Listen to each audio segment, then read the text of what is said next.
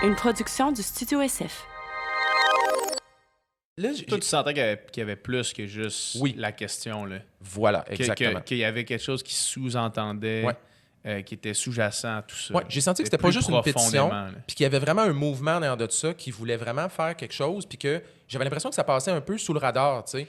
Puis que là, tout d'un coup, tout ça, ça accélérait. Puis à un moment donné, même le politicien en question, il a même dit Hey, on va s'en va en commission parlementaire avec ça, puis tout ça. Là, c'est comme, attends un peu, là, on va vraiment investir des fonds publics là-dedans pour une commission parlementaire pour parler de quelque chose, ultimement, que ça devrait être juste une question de qu'est-ce qu'on sait au niveau des données scientifiques. Ça devrait être juste ça la question qu'on se pose. Ça devrait se terminer là. Ben, c'est-à-dire qu'un médecin, là, tu sais, puis vos parents sont pas médecins, d'ailleurs, les deux, tu sais, vous savez comment ça marche, là, je veux dire.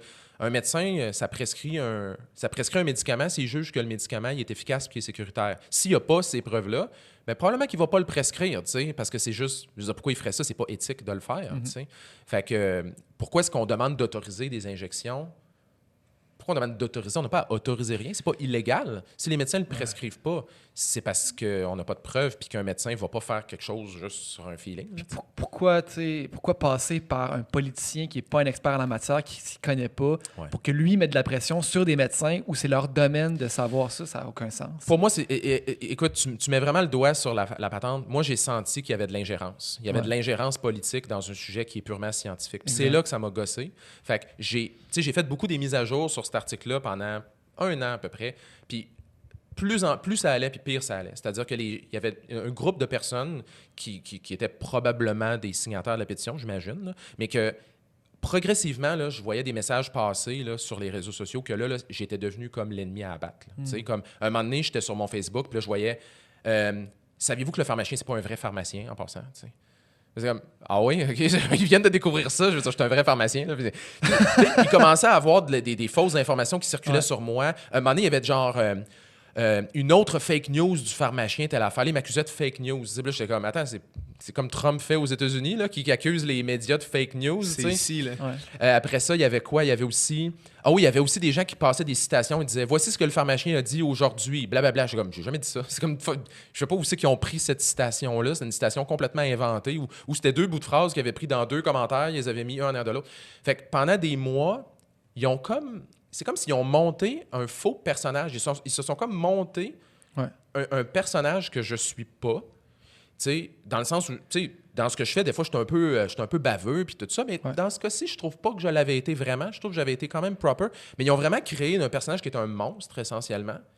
Et là, c'est sûr qu'en faisant ça, ils ont monté leur troupe, ils ont craqué leur troupe, ils ont dit « Gardez le pharmacien, c'est pas un vrai pharmacien. Gardez les affaires qu'il a dit qui n'ont pas de bon sens. Il fait des fake news, il fait ci, il fait ça. » Et là, tout d'un coup, il y a un paquet de monde qui ont fait « OK, ce gars-là, là, on le casse. » C'est assez, là. Je veux dire, c'est un monstre, ce gars-là. Oui, le gars qui ont créé. Ben oui, mais c'est ça. Ah, c'est le personnage. L'image qu'ils ont créé, c'est un enfoiré. Là. Puis, selon toi, là, quand tu dis « ils », est-ce que tu penses que c'est un groupe organisé qui fonctionne ou c'est une gang de loups solitaires mais qui agissent de la même façon en même temps? Je pense que c'est pas un groupe organisé, mais je pense que c'est des gens qui se sont parlé sur les réseaux sociaux et qui ont décidé à un moment donné de façon informelle de comme faire une sorte d'action, tu sais, en disant par exemple un moment donné, puis là c'est ça qui est arrivé, c'est que ça a été des mois et des mois vraiment là, que c'était un niveau de haine et d'insultes qui était quotidien, là, vraiment, là, comme j'ai jamais vécu. Que tu recevais en message privé, en message public, les deux, partout. Les deux. Puis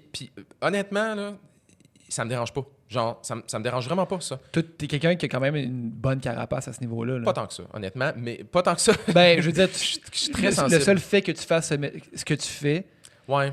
Il y en a pas beaucoup qui feraient ce que tu fais à la base. Ouais, ben, je comprends ce que tu veux dire. Ouais. En fait, je pense que la façon que je le vois plutôt, c'est il y a un travail qui doit être fait. Puis moi, c'est comme si je l'accepte, tu sais, je l'assume que je fais. C'est le devoir de faire ça. Ben, c'est moi qui ai décidé de faire le pharmacien. Ouais. C'est moi qui ai décidé de parler de sujets qui sont sensibles. Fait qu'à un moment donné, je peux pas me plaindre après que ça crée de la simili-controverse. Je veux dire, à un moment donné, c'est comme j'ai rien qu'à arrêter de faire ça si ça me plaît pas. Fait que je l'acceptais. Ouais. Là où à un moment donné, ça a comme fucké, si on veut, c'est qu'à un moment donné, moi, je sentais que c'était en train vraiment d'accélérer cette patente-là à un niveau vraiment qui avait dangereux. Pas de bon sens. Et là, le fameux politicien, à un moment donné, a fait un post sur sa page Facebook où il a dit OK, on s'en va en commission parlementaire avec ça. C'est la 3e pétition la plus populaire de tous les temps. Et la commission parlementaire va nous permettre d'en savoir plus, finalement, sur les injections de vitamine C. Et là, moi, j'ai fait tout bonnement.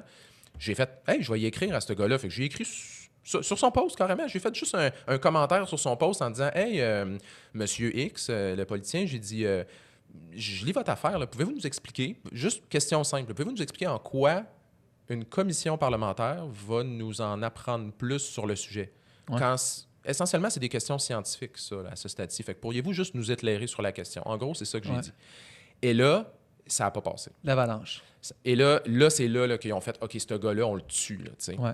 Et là, ce qu'ils ont fait essentiellement, c'est qu'ils se sont comme consolidés pour dire « OK, qu'est-ce qu'on peut faire pour le casser? » Donc, ils ont fait des appels à tous en disant « OK, tout le monde, on porte plainte massivement à Radio-Can. » Parce que Radio-Can, c'est mon diffuseur. Ouais. Et là, Radio-Can, d'un coup, oups, on dit « OK, on écrit à tonne à Radio-Can. » À qui d'autre on peut écrire? Ah, il y a le Fonds TELUS qui finance sa série télé à Toronto. On va leur écrire massivement au Fonds TELUS pour qu'il définance sa série.